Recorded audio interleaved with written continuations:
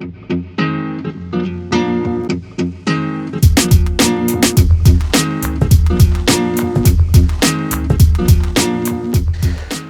back to episode 5. It's been a little bit of a break since I did the last one, so it feels all fresh and new to me again. But I'm joined this week by Ash Connaughton, who's a cinematographer / DP. Hello. Thanks for coming, Ash. No worries, man. Happy to be here. And you're sort of like at the start of your career, really, aren't you? Yes. So I thought it'd be good to come and get your thoughts, really. And I guess a good way to intro would be like, obviously, what inspired you to get into this field of work? I'd sort of left school with no idea what I wanted to do, and I'd done media as a GCSE and enjoyed it, and I thought I might as well go to college and do something I enjoy, and then figure out the rest later. So I sort of went to college and studied media as like a broad subject, and then started sort of focusing in on film and TV. Yeah.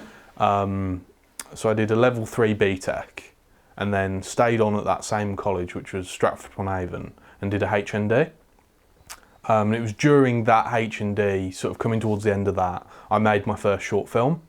And I sort of directed it, shot it, edited it, did sort of most of it myself with a couple of people helping out. And it was through that process I kind of realised my love for cinematography, and just lighting and framing shots and sort of putting it together in that way. Because up till that point I'd thought, I want to be a director. And I think everyone has that. Yeah. When they're a student, perhaps they always think, I want to be a director. I want to be a director. At least a lot of people I know had that experience and then sort of figured out that actually wasn't what they wanted to do, and then have fallen into other things. Why do you think that is? What put you off directing, or was it not that you were put off directing, but you just preferred the camera thing? It was, as I said, it was that process of making that first short film. I realised that I didn't care enough about the performance.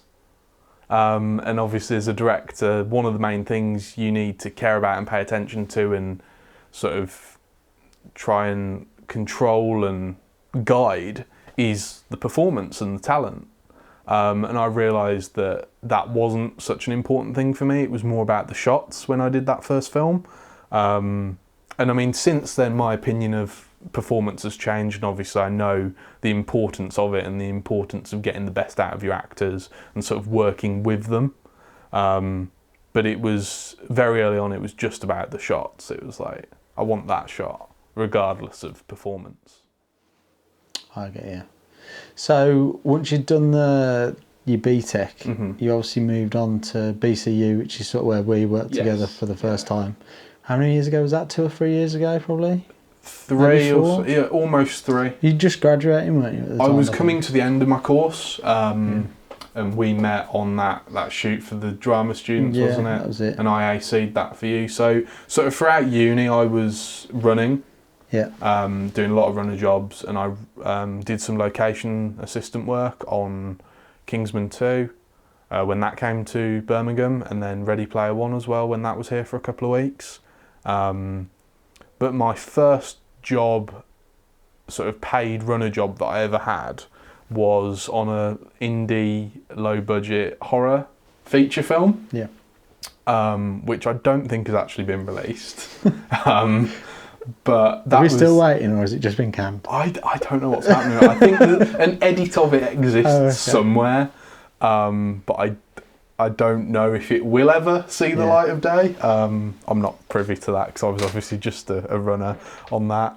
But that was my first paid runner job. It was a 2-week feature film, which was just mental. The days were so long, and it was really hard work, but it was a nice job to have as my first job because it was really thrown in at the deep end, and I learned a lot sort of about how various departments work, and that was my first experience of like a bigger crew. There were like 30 odd people, so that was nice to be thrown in on the deep end of that. And then, I mean, I can't remember where I was going with that point. There was, it's fine. We sort of sidetracked there. So we were just talking about BCU, and I was just going to ask you about, obviously, your course, because you did media production, didn't you? Yeah. There's a film and TV obviously course there, which I know a few people from as well. Yeah. So I just wondered on why you made that decision at the time to. Yeah, so I mean, I didn't actually know there was a film course at BCU. When I got a copy of the prospectus, it wasn't in there. And I was like, I want to stay in the Midlands, and I decided to carry on doing that media course, but really focus on the TV aspect. But it was nice because once I found out about the film course after I'd started, I got to mix with a lot of people on that course. And I've always said that one of the best things about going to uni was meeting people and the connections I made there. And, you know, I'm still getting work through those connections, sort of almost 3 years later. So that sort of building my network there was really good, and it was nice to have that mix of people on the media course and then the people on the film course, you know. So even though I didn't do the film course, I still got what a lot of those people would have got out of it in the sort of aspect of meeting people and making those connections. And I've made some really good friends from both those courses. Yeah, because what I found in hindsight now, when you know, looking back, I was never really taught film and TV, because obviously, like, you've got, obviously when you run bigger crews and bigger shoots, you've sort of got lots of different roles. Whereas, like, you know, the course I did was sort of like corporate video, which is in some respect really good because you get to learn everything about production. Yeah. And I guess you're doing this film and TV course as well, but you get taught to be a one-man band almost, really. Yeah.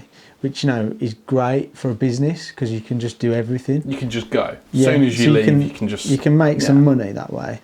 But for me, looking back, like, I was never really taught about the roles, and like I feel like in some respects, with the goal I have in mind now, where I want to be, like, working you up the ladder isn't necessarily, you know, a bad thing, and knowing about that sort of thing is probably a good thing to be part of. I mean, for me, the H&D media course I did, it was mostly focused on TV studio kind of stuff, so, you know, multicam in a studio, and that was sort of where I started. The media course at BCU, I sort of started to do more single camera stuff, and obviously, as I mentioned, at the end of my H&D, I did that short film, which was all single camera. But in terms of, I had a similar experience to you. I wasn't really taught about working in film or working as part of a crew, apart from in the studio with that multicam stuff. And when it comes down to lighting, all I was ever really taught was 3-point lighting. Yeah. And I think there's so much more to it than that. And if you go through lighting everything 3-point, it all looks a bit shit. Yeah. I think, as we were slightly chatting about this beforehand, weren't we? But I think, you know, 3-point lighting, in some respects, you can apply it to everything, especially if you're lighting a person. Yeah. You know, you've always got your key, you've always got a bit of a back somewhere, you know, whether you fill it in or not. It's obviously creative choice a lot of the time. But that's the thing, I think it's a good... I understand why they teach it, because it's a good introduction to the basics of what you can do and sort of how to make a face look nice. And lighting's a hard one to teach, so I think that's why they rely on 3-point lighting so much, because it's the basics, and it's relatively easy for people to start wrapping their head around, and then it's just a case of tweaking what you know from that 3-point lighting and making it appropriate to whatever the story is you're trying to tell, and whether it's corporate or a film or a music video or, you know. So it's interesting, actually. I've just had a brainwave in my head, because, like, obviously I went to uni quite a long time before you. Since obviously you've graduated, like, digital film has really come in. Whereas, like, when I was at uni, you know, film was film and video was video. Yeah. Now there's like the lines have blurred a lot. Yeah. So you've obviously got the large sensor cameras now, which obviously give you that filmic look, and the industry's shifted that way. Which, in thinking about it, actually is probably why I was taught video, in some respects. Yeah. I mean, obviously I could have opted for a film course, but I probably wouldn't have found it in Wolverhampton, do you know what I mean? Yeah, you would have had to go elsewhere. Yeah, so it's like, it is funny, like, actually, at the time I studied, it was like still VHS-C, like big VHS, VHS-C, Digibeta. So it was like almost ENG style, really. Yeah. So actually, in hindsight, that's probably why I've ended up going the path I've I've gone really, which I suppose ties into the 3-point lighting thing, because I remember when I was at college, like you used to get like, here's your redhead kit. Yeah, that's it. Like, that was the same for me at uni. Like, whereas now it's obviously like with the sensitivity of all the cameras, it's gone really soft lighting, big sources, things like that. See, we still don't get that at uni. Oh, do you not? No, God no. They still redheads. Yeah, it's still redheads. I mean, we had the Arri 800 watts, so they weren't quite the cheap and nasty redheads. Yeah, but they like Fresnels, like focus. Yeah, exactly. But that was pretty much all we were taught to light with at uni. We weren't taught about just diffusion. Just blast an 800 watt redhead at talent. Looks great. I'll never forget. I've been on some shoots in the past. We've been in a little pokey room, sort of like this, to be fair. And you got 3 redheads burning in there. And like, it gets so hot, man. Like 10 minutes in, and the person you're interviewing is just pouring in sweat. Like, I remember when I was at uni, I did with the film students. We did a just for fun short film, and we were in a hotel. It was the middle of summer. And the only lighting we could get was this 3 kit of 800 watt Arri lights. And this hotel room stank. We were just pouring with sweat. Yeah. We had one of those lights on and we were dying because the windows wouldn't open. They were like those safety windows. Yeah. So we were absolutely dying. It was horrible. Yeah, it's not good. It was just like... Thank God for LEDs. Yeah, no, I mean, that's something that is just incredible, like LED technology, how far it's come even since, in the short time since when I started. You know, I remember LEDs being dim and like super green or super magenta and just having these horrible colour shifts and not kicking out much light at all. And now you've got stuff like that is just so much more colour accurate, affordable, bright, and you know, for certain types of production, that's... When you're at BSC, did you see the plasma light? I went to a talk. Yeah, there's like this guy's developed this plasma light, which like burns basically like it's like perfect sunlight. Basically, there's like no inconsistencies within it, and it's like it's always the same. I don't know that it'll catch on because he was talking about like the LEDs. Obviously, if you go with different manufacturers, they all read slightly differently and everything. And obviously, you know, you've got to compensate for the green magenta shift if you're going super in depth with it and all that. But I found it quite interesting. I don't know if it'll catch on, but it's, I didn't see that, but I did see. It's like 85% efficient as well. Like there's like something to do with like tungsten or HMIs, or like it's almost like a flip in the efficiency. Like so much of it's heat, way more heat, whereas like the actual brightness you get from it compared to the heat was like, I don't know, it was ridiculous. Yeah. It seemed quite good. It seemed like, why isn't everything going that way? But I don't know if it's new or... I guess think LEDs have took the market there. Yeah. I mean, HMIs are still used a hell of a lot. But I think, you know, I mean, that brings me on to an interesting point about BSC. When I was there, one of the first things I saw was Mole had a stand, Mole Richardson, and they had their 10K LED on display. Good, yeah. And that's equivalent. Yeah, well, yeah. It actually, I was going to say, it doesn't draw 10K. I mean, that would be brighter than both of our futures combined, I think. Yeah. But it will get to that stage. Yeah, it will. I have no doubt. But they had this 10K LED that only draws 1500 watt from the wall. So you could plug that into any UK 13 amp socket, and you've got equivalent to 10 kilowatt of brightness. Yeah, that's madness. I mean, the thing retails for like 18 that is literally grand. just like you're doing away with like a whole Jenny truck, really. Yeah. You could plug that into anyone's house. Yeah. I guess if you're using a few. Yeah. But like a 10K, I mean, like, I don't even know actually. If you had them on different circuits, you know, if you had like a group of windows down the side of a house, if you had them on on the same outlet, you might be able to get away with it, to be fair. You could probably... Because to be fair, if you think about it, your hairdryer and your washer and everything pulls, like, well, my shower pulls 8 kilowatts. Yeah. So it's like, if you got, you know, I don't know if you need like a specific, you know, cabling for all that, but it's definitely opening up possibilities though, isn't it? It's exactly, you know, the efficiency of LED is insane. It's crazy. So since leaving uni, like, what have you, you know, have you progressed into your career? Because like, I remember when I was doing it, it was like, oh shit, I'm leaving next week. What am I going to do? Yeah, so have you found it since leaving? Yeah. Was it 2 years ago, did you say earlier on? Or was it coming up 3 now? It's, almost 3 years. So as I was saying earlier, like while I was at uni, I was running, and while I was at college, I was doing bits of running, and then while I was at uni, I started moving into the AC work, which was sort of the point where I met you. Yeah. That's when I was pretty new at AC jobs. I just sort of started to make that jump, and kind of stopped running. So when I left uni, I sort of did a year or so of AC work. For various DPs and on different kinds of productions, sort of some commercial stuff, some drama, some corporate. It was a real mix. And then I got to the point where I was like, I kind of realised I didn't love AC work.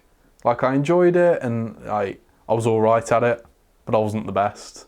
And I was just kind of like, I don't know if it's worth me continuing to climb this ladder when what I really want to be doing is lighting and shooting stuff. I want to DP stuff. And I'd done little bits of corporate, little sort of branded content stuff, short films, that kind of stuff while I was ACing. And I just sort of made the decision that I wanted to keep pushing that side of it more and sort of let the AC stuff kind of fall off. Mm-hmm.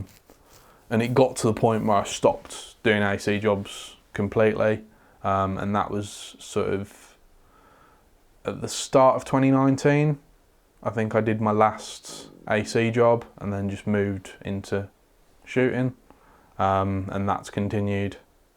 So I've not worked as an AC for over a year now. Yeah, and have you found it? Because again, same with me in some respects. I've never really did that AC thing or like being an assistant runner type thing, because I was obviously taught corporate video and one man band. You sort of start shooting, and before I knew it, 10 years had gone by, and I was just shooting corporate stuff all the time. Yeah. It was like, oh, this is what I do.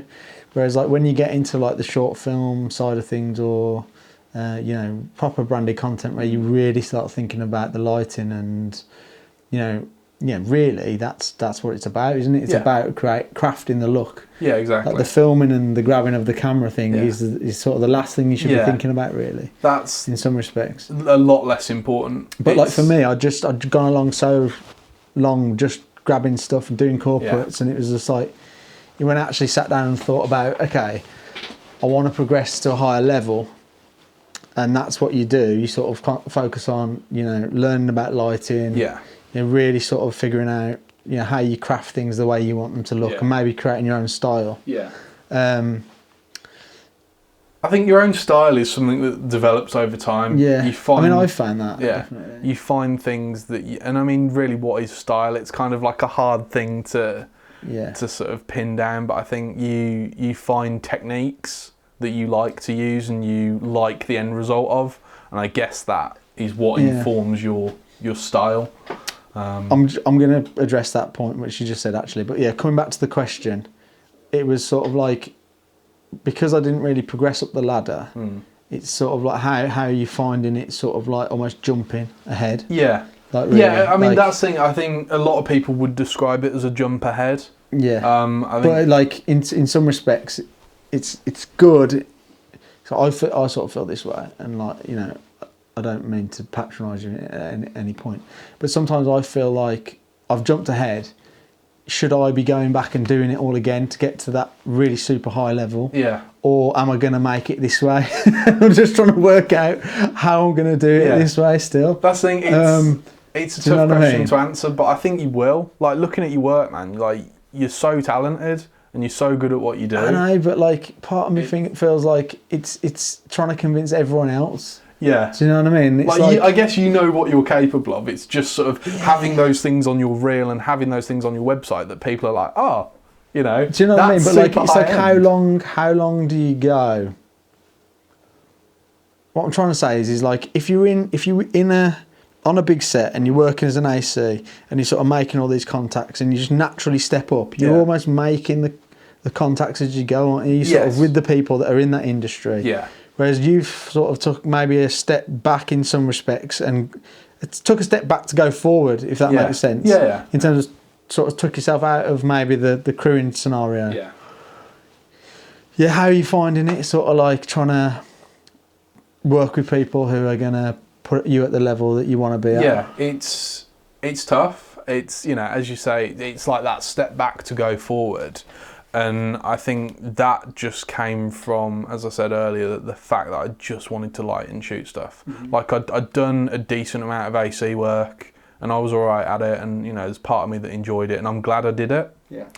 Because sort of working in that capacity, you do learn an awful lot, you know, and you meet people and make connections, and I think everyone should do it. Yeah. I think it's good experience to have, like working under other operators or other DPs. And, you know, it informs you and you learn.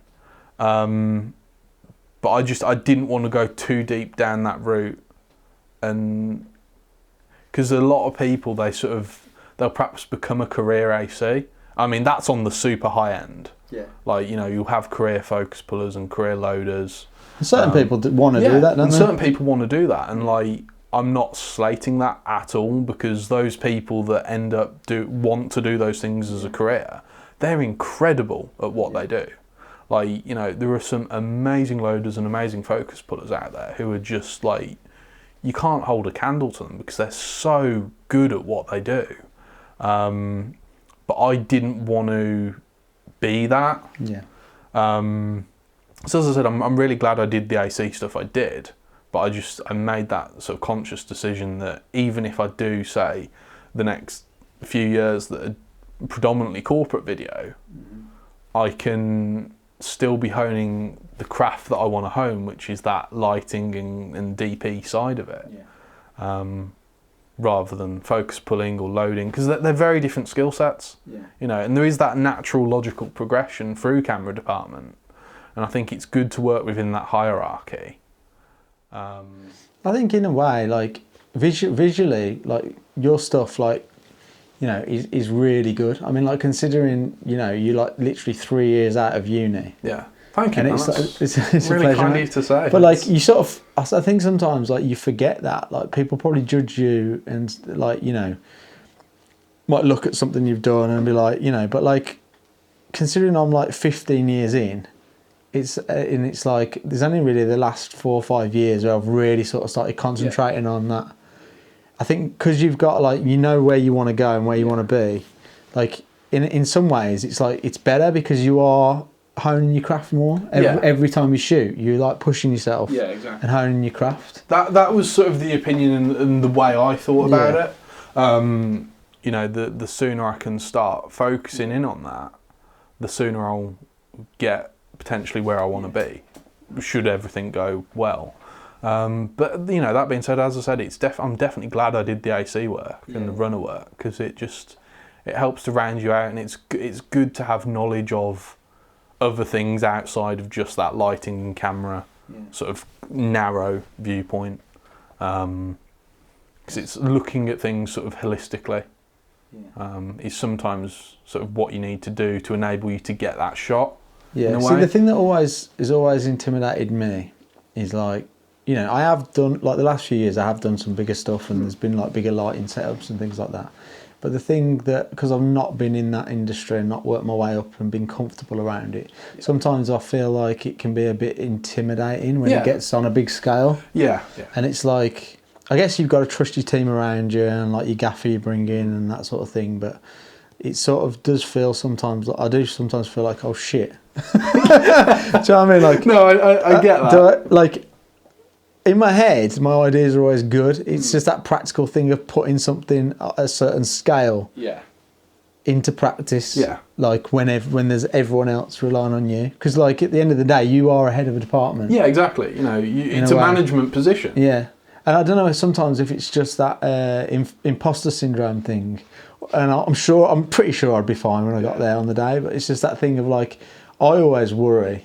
Like, do I actually fucking really know what I'm doing? Yeah, no, I mean, I get that a lot. I mean, I shouldn't really admit this, but like, this is genuinely the fear. It's good to talk about, though, because so many people don't talk about it. No, that's what I mean. Like, you know, I feel like I've done some nice work. I mean, I feel like I can do better. Yeah. But I guess that's what everyone thinks. Though. Yeah. You know, it's good to look at your work and be like, I could make that better. If you look at something you did 6 months ago, and like, if I did that today, I could make it look better. You know, it shows growth. It shows that you're aware of how to improve, and you know, that's ultimately, I think, what it's about. It's that journey rather than the end goal.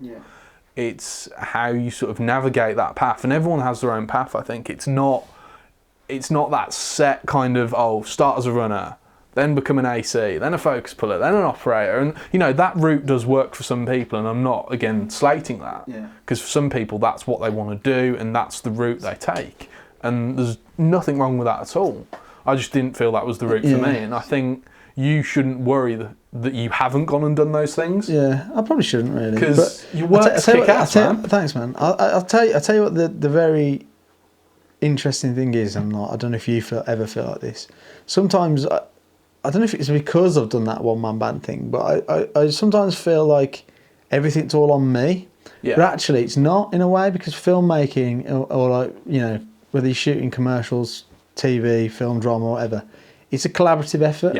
And ultimately, you all share your professional thoughts with each other to make something better. I think. Whereas, like when I get in that mindset of like, oh shit, this is really intimidating now.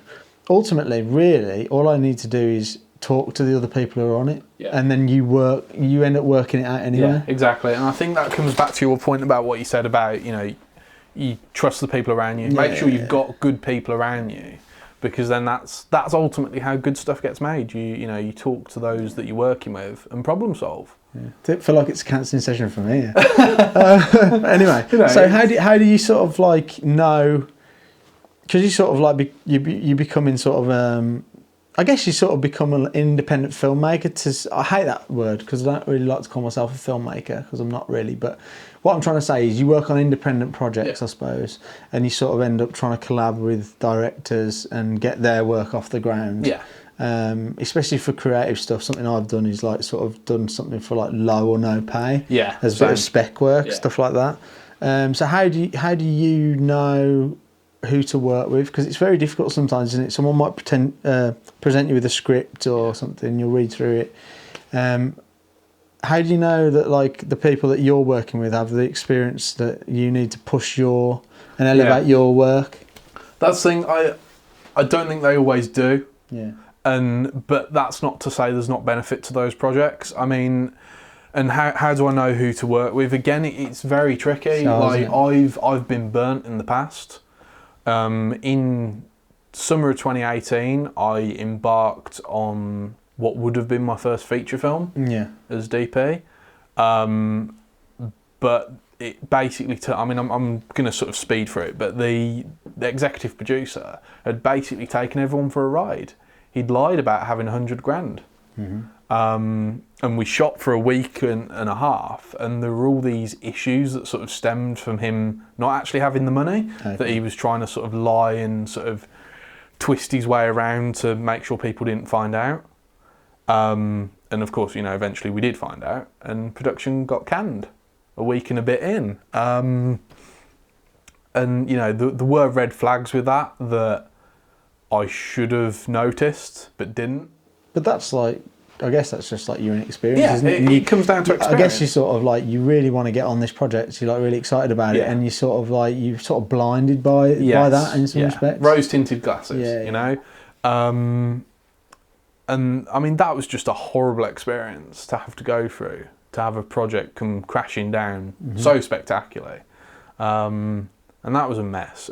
But it did really teach me about sort of trusting your gut on people, and when it comes to working with someone new, asking them the right questions to find out where their mindset is about certain things.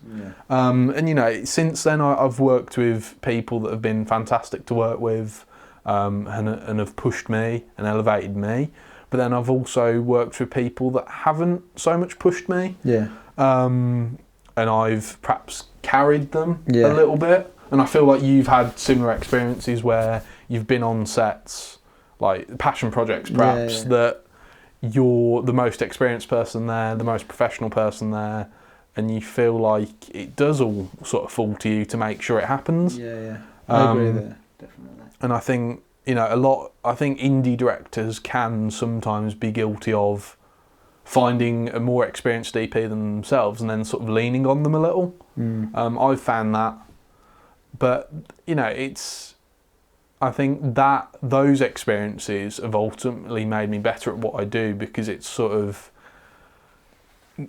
holistic perspective again. It's clued me in more about performance and sound and sort of all the pieces of the jigsaw that need to come together. And I think it's good to have an understanding of those. Yeah. So you've not just got that narrow camera mindset. Yeah. I mean, like, I feel like whenever I get involved with stuff that's, you know, like low budget or no budget, like, you always end up learning something from it. Whether you try out a different sort of like lighting technique you've never used before, or you try different like quirky, you know, camera moves, things like that. They're good opportunities to learn. But I think the good thing to say there is, like, you know, when you're saying about working with directors, like, a lot of young directors are so focused on the story and the script that, like, yes, that's like a massively important thing, but like, for me, the logistics of organising a shoot, like, especially on like smaller units when it's just them doing everything, the logistics. How do we actually pull this off? Yeah, like the logistics of even just like stupid stuff like booking in different locations, how to travel to the different locations, and de-rigging time. A lot of them don't know like this. No, they don't think about that stuff. And it's like you end up being in the shit on the day, or getting landed in the shit, and you just because of something that could have been solved if it had it's just little stuff like that, which is like you know, whether it's, you know, choosing a good location, things like that. You know, I think people get so focused in on, this is my story, this is my script, this is what I'm going to do.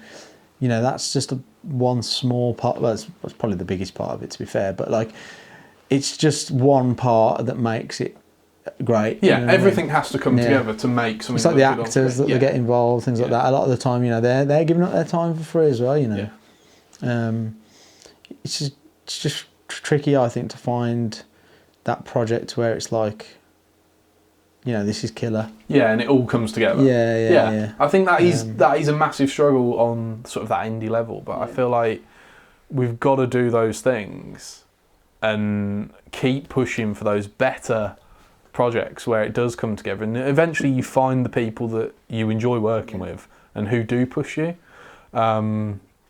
Like, and locations, we sort of spoke about this a bit earlier before we came on camera, and we were both saying how important it is to have a good location. And like you said a really good point about, if you've got a nice location, like when you just walk in, it's like half of the work's already been done because it's the right setting that's appropriate and looks good. And that's, you know, that's such a massive part of it, because ultimately, what is a camera? It's just a box that catches light. Yeah, exactly. And we all love the toys, don't we? But like, ultimately, and I've sort of, I was chatting to you earlier about kit. Actually, I was thinking to myself, you know what? I've sort of like started to pay less attention to kit. I've sort of like lost interest in it a little bit. Like a few years ago, I was like, always the new stuff. Maybe it was because I was buying the Ursa. Maybe, yeah. Because I mean, you did buy the Ursa really early on point in its life. So. Yeah, but I think it, like, you know, when I was chatting to you about the FX9, you were telling me about some of the wireless transmission systems and all that, and I've sort of lost interest a little bit. Yeah. Like, I'm just like, it's a fucking camera. Yeah, exactly. That's the thing. I think like, they're all really good. Yeah. you almost can't go wrong nowadays. Yeah. I mean, I get exactly what you're saying, and I've always been really interested in the kit side of it. But at the same time, I'm like, it's tools at the end of the day. Yeah. It doesn't really matter as much as perhaps you think when you're starting out. Yeah. You know? But you've used the Mavo quite a lot, haven't you? Yeah, I've worked a lot with the Mavo, and it's a fantastic camera. It's, you know, for the price point, what you get, it's, you know, I look at it a similar way to I look at the Ursa. It's like you said earlier, it's a bit of an underdog. It's not red or it's not Arri, but what it gives you for the price point in terms of image and functionality, it's a winning recipe, man. You know, it's good. So what made you decide to like look at using that? Again, as I said, it was the price to performance ratio. Yeah. I think, you know, when you're working on that sort of indie level, that's a very important thing. Is, you know, how much camera can I get for my money? Yeah. You know. And why not Blackmagic? Sorry, I'm a bit of a fanboy. As much as I love to hate them. Absolutely. I don't hate them. I love them, but like they are a bit love to hate sometimes. Blackmagic, but yeah, why not Blackmagic, mate? Putting me on the spot, man. I absolutely love the Ursa Mini Pros, and I love the pockets. I've got a Pocket 6K, and I love the look of that camera. The image that camera produces for £2,500 is mind blowing. And like even the Pocket 4K, that's a little over £1,000. And tell me a camera for £1,000 that makes an image as nice as the Pocket 4K. You know, the value proposition on those is insane. And it's the same with the Ursa. I'm kind of getting sidetracked here. Why didn't I choose the Ursa? I don't know. I felt like the Mavo was perhaps a little bit more flexible. Yeah. And it was a lighter weight package. Yeah. Sort of more modular form factor. Sort of like Red, isn't it, really? Yeah. It's like almost like a Red sort of... I'm not going to say copy. Yeah. I just similar form factor to Red. It's borrowed the design from Red, doesn't it? Whereas the Ursa is probably more like... It's more like a shoulder mount ENG an Alexa type, or an Amira kind of... Yeah. In terms, I think you are a bit more stuck with the Ursa's form factor, aren't you? Yeah.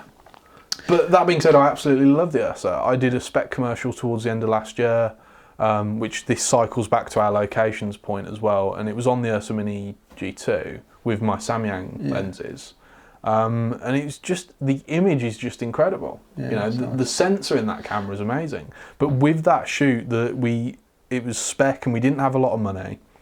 And my point about locations was we shot it in the director's bedroom. But we spent a day or so beforehand painting the bedroom, just to make sure we had a really nice colour palette. And that improved, like we shot a test video just to sort of frame up shots and figure out where we were going to be as like previs, with just these white walls. And then you see the final image that's lit with the colour and you've painted palette. it? Yeah, and we painted the... So you did the previous before all the paint and everything? Yeah, okay. So it was just like plain white walls, but then we painted them this sort of greyish blue. And just the difference, the colour of the wall made, like obviously as well as the camera and the lighting and all that, but the difference having that nice colour palette made was just mind-boggling. So how would you compare like the Mavo versus the Ursa, for instance? Like what would you say the differences? They have a different look. I mean, most of the differences I'd say come down to form factor and usability. I'd say the Ursa probably has better audio controls. Yeah. But image-wise though? Yeah. Like, I think the Ursa has an edge with dynamic range, ever so slightly. I'd say colour, it's personal taste, but I think Blackmagic has better colour science, actually. But the Mavo has the dual native ISO, so it's got that degree of sensitivity and it's got that full frame sensor. So it's the better of the two cameras in low light. Yeah, to be probably fair, gives you a slightly cleaner image. Something that Blackmagic is still, on their bigger cameras, are still like a bit behind on, aren't they? So that's the thing, that the Pockets have those dual native ISOs, and they're really good in low light. But so I think this year Blackmagic are probably going to release a new flagship, and I'd imagine that's going to have a dual native ISO. Yeah, I think you've got to, haven't you? Yeah. I wonder if they'll go large format. I don't know. Be interesting. I reckon they'll come out with two. Yeah. Maybe. Yeah. There'll be a slightly more premium one. They'll come out with one and then 6 months later release the LF. Still sour about the I'll buy that. Release. I'll buy that. They won't have released it yet, and then the LF will come out. Yeah, I've totally lost my train of thought now. You're just thinking how sour you are about the Ursa Mini Pro. I still love it. I've got a lot out of my Ursa Mini, to be fair. It's a great camera. Yeah. As I was saying to you earlier, it's, you know, yes, the Pro's better and the Pro G2's better, but you look at the image of the original Ursa Mini. I still love the screen on the original Ursa though. The original Ursa or the Ursa Mini? I was going to say. Sorry. That's like a goddamn iPad, man. Let's not confuse the... It's bigger than an iPad. Sure, it's like the TV I've got in my bedroom that folds out on that. But yeah, I might have totally lost my train of thought now. So to tell me about some of the projects you've collabed on then, or you've done, because you've worked with the Atlas Orions as well, haven't you? So yeah. what are some of the? I saw a little news article the other day about one of your things was going abroad or something, or one of your films was going into Hollywood or something? Oh yeah, that was Sounds going really into Hollywood. That was the feature film I was doing this time last year. So that's cool, man. Like, yeah, so that was part of a... So how did you get involved with that then, like on a whole feature? Yeah, so okay, the exec producer of that, Yeah. I met through a passion project I did while I was at uni. Okay, yeah. And we stayed in touch, and he liked my work. Yeah. So put me forward for that, and I met and spoke with the director, and you shot that on the Mavo as well? That was on the Mavo, yeah, with the zines. Okay, so yeah, not bad. Pretty budget-friendly package. Yeah. So what was it like working on was that your first feature? That was, well, apart from the one that failed. Yeah, yeah. This was my first feature. So what was it like working on a feature? What were the challenges there? Because I've never done a feature, to be fair, and I'd sort of be a bit wary. Personally, I think I'd be a bit wary about getting involved with one unless I knew there was like quite a lot of money involved, and it was because it's a lot of time to put in. It is. It's a lot of time where I spent sort of months in pre-production. Yeah. January, February last year were incredibly busy because I was spending so much time in pre-pro for it. Sorry, I've just touched the mic a little bit. But yeah, it was a tough one. We had 18 days to get it done, and it was 12 locations. Yeah. Good deal. So it was a fair amount of locations to do in 18 days. I feel like an extra week, but I mean, it's so easy to look at a project and say, "Oh, I wish I had more time." I think you can any level probably say that. Yeah, exactly. I think you can say that with absolutely any project, but sometimes you just have to accept this is the time I've got. I've just got to make it look as good as I can. So going into pre-production, did you sort of try and plan all that in terms of? I was very conscious about time in pre-production and thinking how can we get the story across and use the right shots that serve the story, but cover scenes in quite an economical way, just so we're making sure we're making our days, because there was no wiggle room to run over. Yeah. It was 18 days, and that was it. There was no safety net. So that was quite scary. Mm-hmm. And how big was the team? 30 or so people. Yeah, so it was a decent sized crew. Yeah.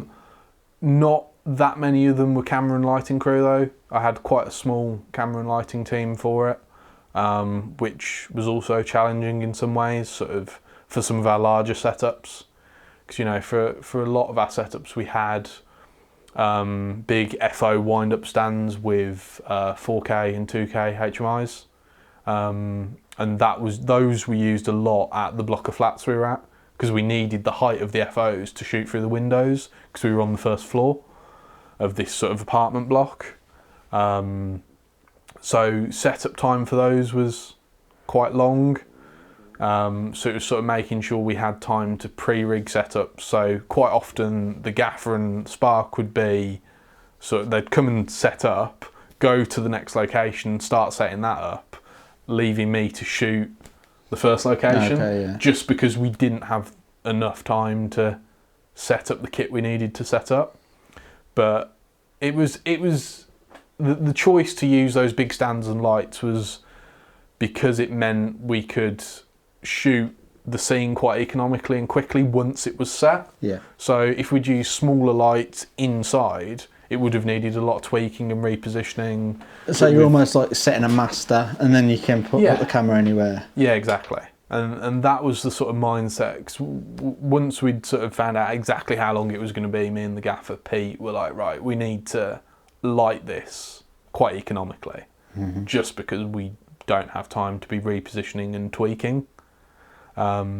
Which, I mean, ultimately I feel the film would have looked a lot better had we had an extra week. But as I said earlier, it comes back to sometimes you've just got to accept that's the time you've got and make the best of it.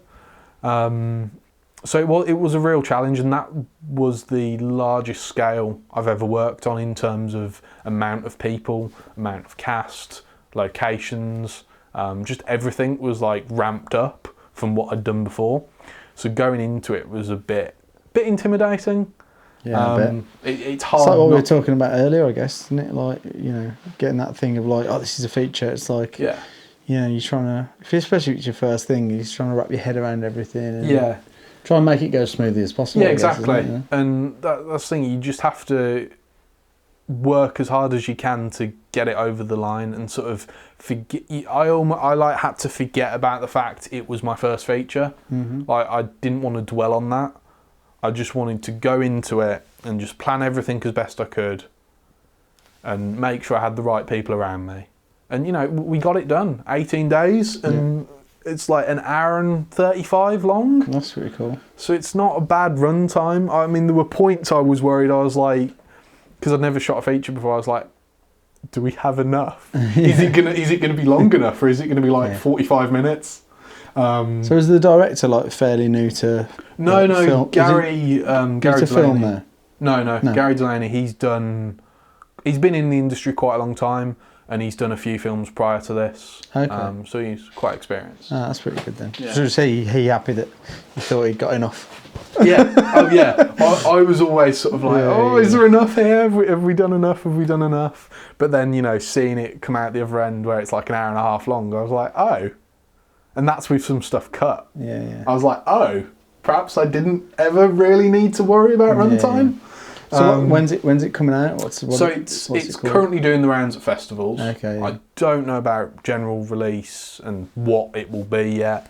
That's sort of those conversations. Has it got a name though at the moment? Hello, Darlin. Hello, Darlin. Okay, cool. And that may change depending on check check it out when it comes out. They can do festival runs for years though, can't they? Yeah, exactly. So it could be a little while before it. End of the year, start of next year, maybe something like that. Yeah, that's cool, man. I don't know. Yeah, unfortunately, there's no answer to and that. You've used the Atlas Orion Anamorphics quite a lot, haven't you? Which is obviously like probably was that the first sort of budget? I say budget, it's still fucking really expensive, but budget anamorphics. I mean, there's the SLR Magics, which are a bit janky. Yeah. The Orions, I'd say, are the first proper set of budget anamorphics. Because aren't they?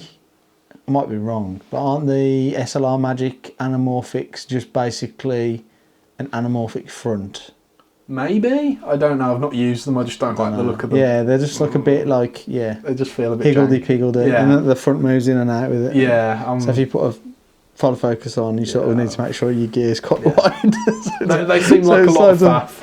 Yeah. They seem like a lot of faff. But yeah, it's sort of the first sort of affordable anamorphics, yeah. And I mean, you say I've used them a lot. I've used them on one job. Okay. I thought, maybe you're just smashing the most out of the Instagram. You know? Yeah.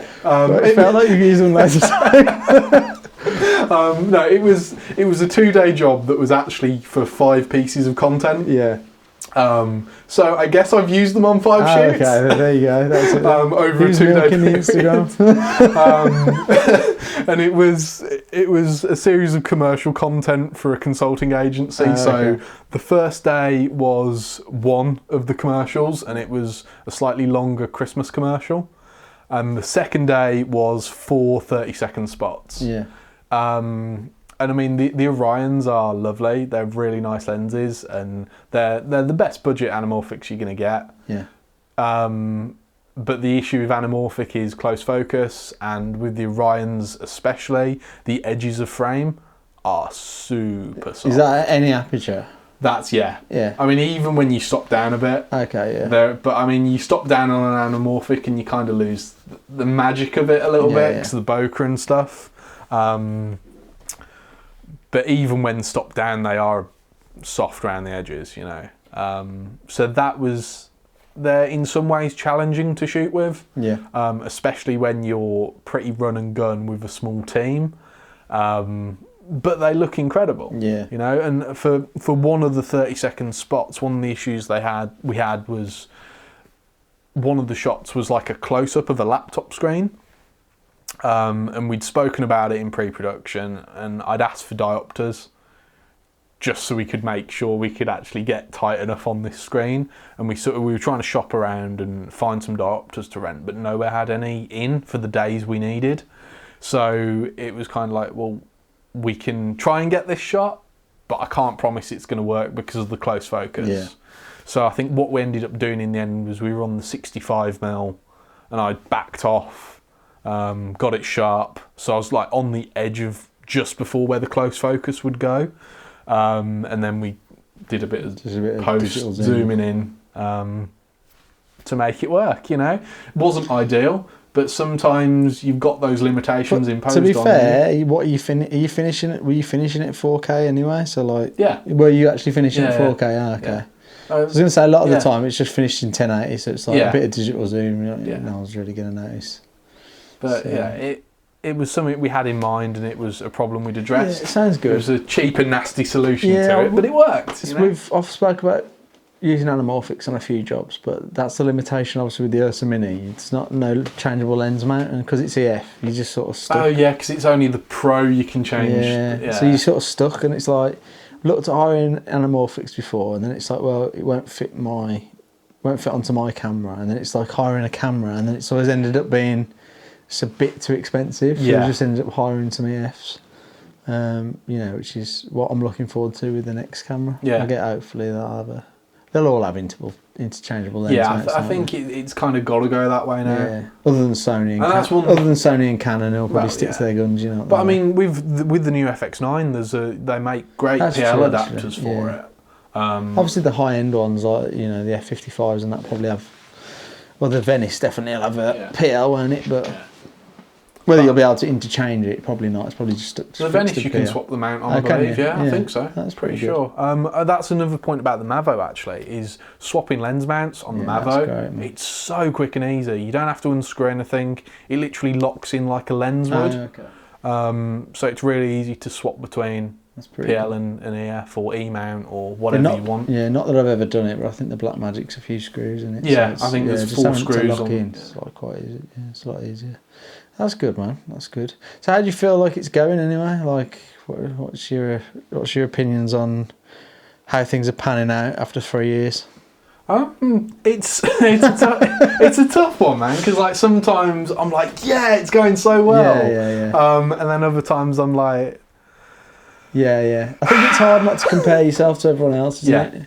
Like when I spoke with Andy on the first one about this, it's like it's hard sometimes to keep your mental state good, I think. Yeah, it is really hard, and especially when you're quiet.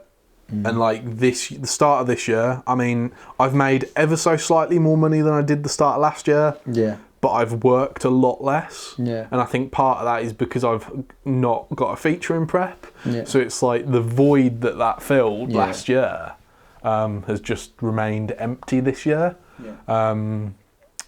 But I've had a few jobs this year so far, and they've been decent, and as I said, I've made slightly more money. So if I ignore the fact that I had a feature in prep and just compare it on the amount of jobs outside of that, I've done slightly better this year.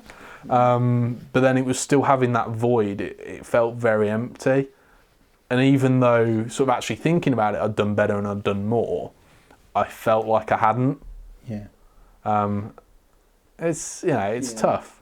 But I mean, overall, I'm pretty happy with how things are going. I feel like moving away from ACing was a good decision because of what I've done since, and I've worked more since stepping away from ACing. Yeah. So long may that continue. Yeah, I feel like, especially when you're quiet and you sort of like you've got. I mean, with me now, it's like, you got kids in the house and all this stuff. It's like, I know where I want to go, but sometimes you end up doing the stuff that you've always done because that's what earns you the money. Yeah. And it's really hard to navigate your way through to, your ultimate goal sometimes, I think. Yeah. And you can get a little lost along the way. You can end up spending a week in Poland. Let's not talk about what I did there. Ash knows. Let's just leave it at that. Don't talk about Poland. It's not porn. Let's just leave it at that. But yeah, it is tough, man. Like especially with Instagram and everything. And I'm not really one for Instagram. I mean, I'll do it every now and again, but I don't post about everything I do. No, I don't. Not that there's anything wrong with what I do, but I don't know. Like for me, I don't find it interesting. Like I'm just like.